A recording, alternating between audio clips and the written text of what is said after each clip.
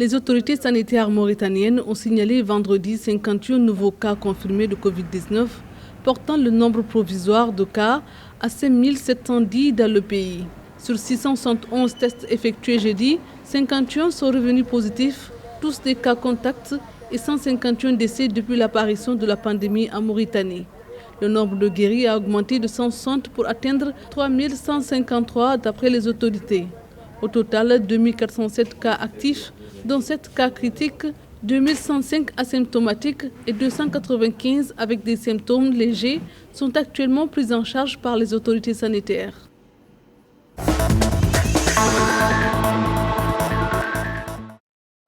Le ministère tunisien de la Santé a signalé vendredi 9 nouveaux cas confirmés de Covid-19, dont 5 cas importés et 4 contaminations communautaires locales, ce qui porte le nombre total des cas confirmés à 1336, dont 50 décès et 1095 guéris. 191 patients sont toujours porteurs du virus.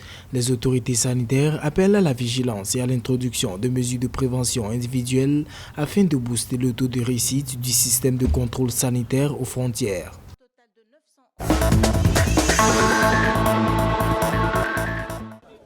La crise sanitaire qui sévit sur le continent a accentué la vulnérabilité des communautés déplacées par la violence et les calamités naturelles. L'OMS a demandé l'adoption de mesures fermes pour éviter des décès massifs dus au Covid-19 dans les points chauds humanitaires de l'Afrique subsaharienne. L'Afrique subsaharienne abrite plus de 26% des réfugiés du monde et environ 19 millions de personnes déplacées à l'intérieur de leur propre pays qui ont fui leur domicile en raison de conflits. Les confinements et les couvre-feux ont ralenti la livraison de l'aide d'urgence dans ces zones.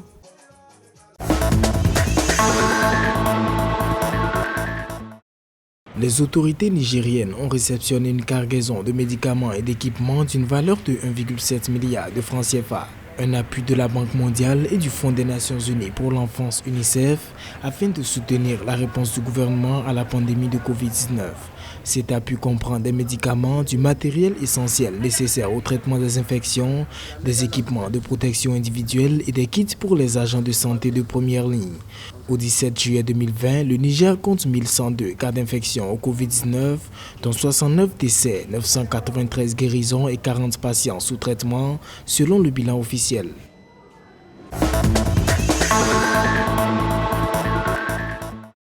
Plus de 2000 membres du personnel de santé au Ghana ont été contaminés par le nouveau coronavirus depuis le début de la pandémie, dont 6 décès.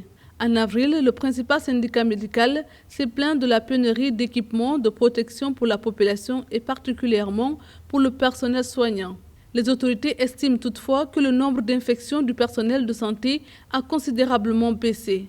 Le Ghana, qui possède l'un des taux les plus élevés de dépistage en Afrique subsaharienne, a enregistré vendredi 139 décès pour un total de 26 125 infections selon les chiffres officiels.